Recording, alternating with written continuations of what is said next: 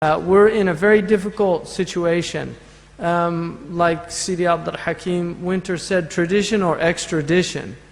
It's not a joke, and people really have to think about the presence of Muslims, over 25 million Muslims in Western Europe. We have to really think about what we're doing here, what we're going to be planning on doing here in the future.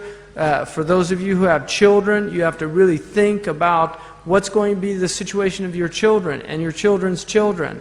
I mean, these are really serious situations. Unfortunately, we have sufaha. We have people that are simply, they're safih.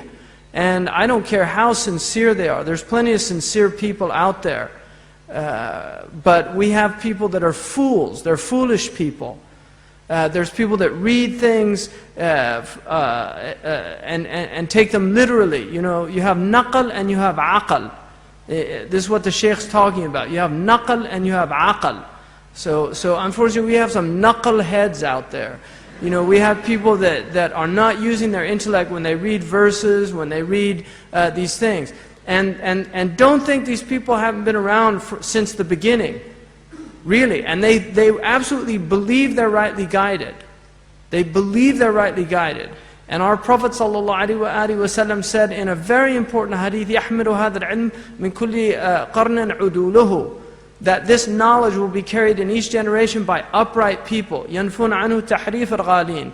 They'll repudiate the misquotations of extremists.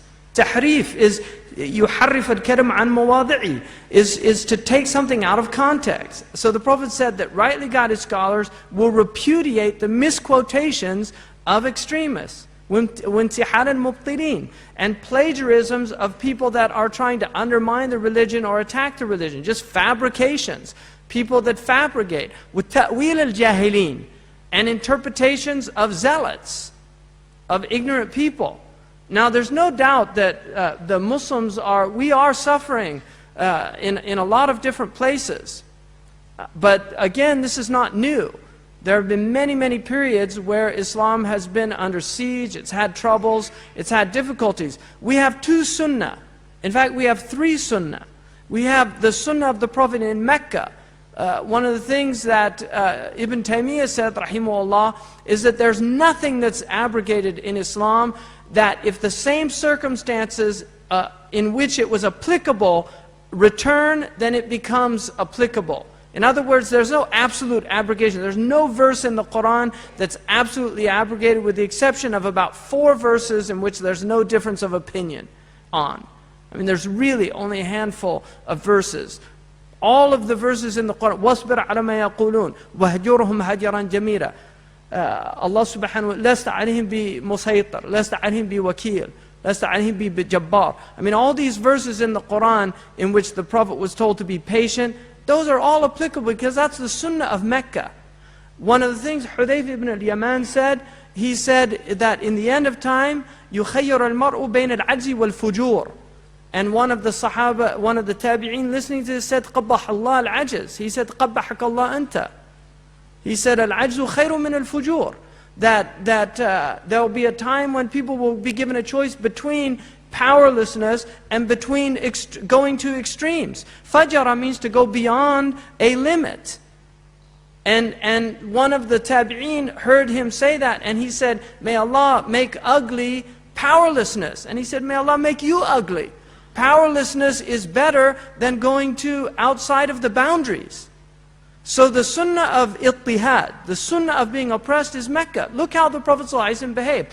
One of the reasons that I stayed a Muslim was when I studied the seerah, the period of Mecca was an overwhelming period. Anybody that studies that has to come to that conclusion about our Prophet ﷺ. It's what made him great. And if you deny the Meccan period, you're denying something that's absolute. There's more time in Mecca than there was in Medina. 13 out of 23 years.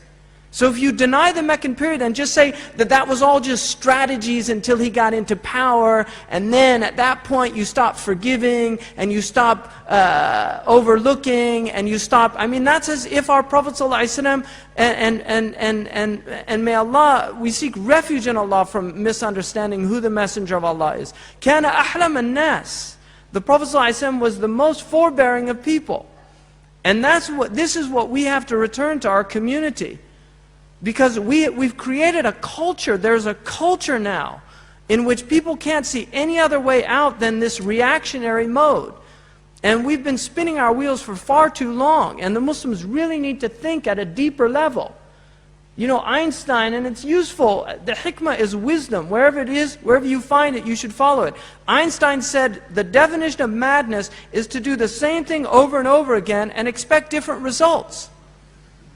And the Muslims really, we have to ask ourselves about what we're doing, about our strategies, about our attitudes and behaviors.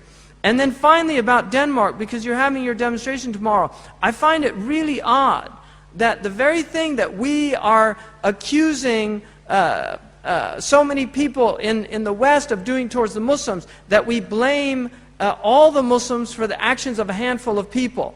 This is the same thing that Muslims end up doing. I mean, this was a fool. Whoever did that, it was a fool. And unfortunately, there's some malevolent intent there.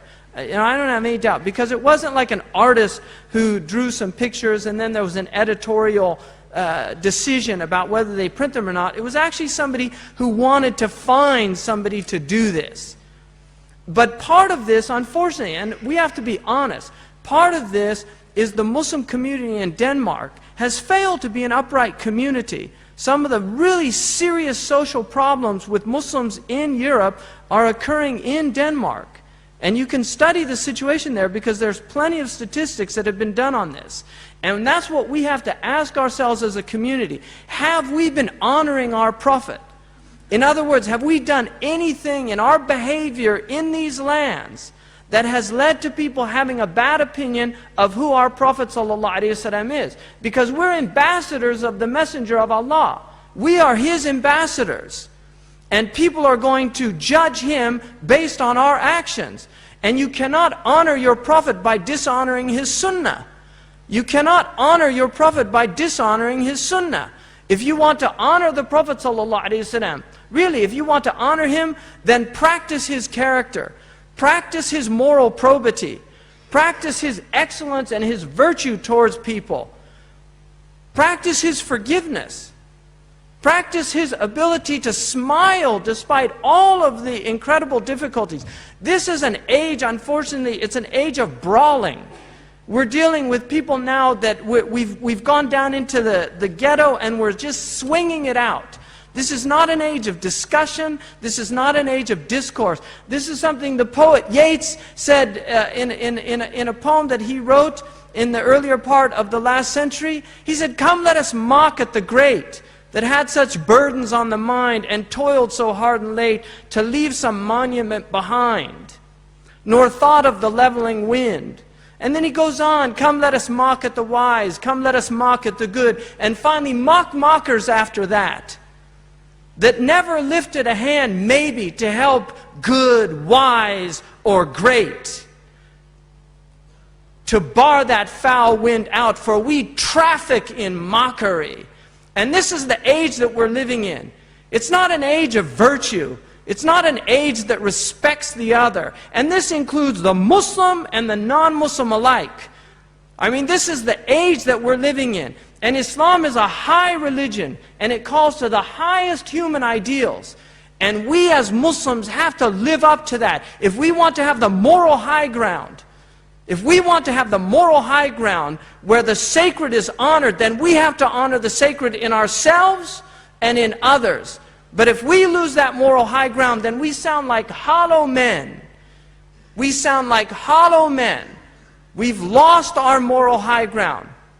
When we have anti-Semitism in our newspapers all over the Arab world, what moral high ground do we have to talk about what's put in cartoons and what's not put in cartoons? We have to be people of truth in order to call others to the truth. The Quran says to the people of the book, لَسْتُمْ عَلَى شَيْءٍ حَتَّى تُقِيمَ التَّوْرَةَ وَالْإِنْجِيلَ. You have nothing until you apply your Torah and your gospel. Well, the mafhum al-awla, the understanding, the a priori understanding of that verse is you have nothing until you apply your Quran. Muslims, we have nothing until we apply our Quran. وَقُولُ لِلنَّاسِ حُسْنًا.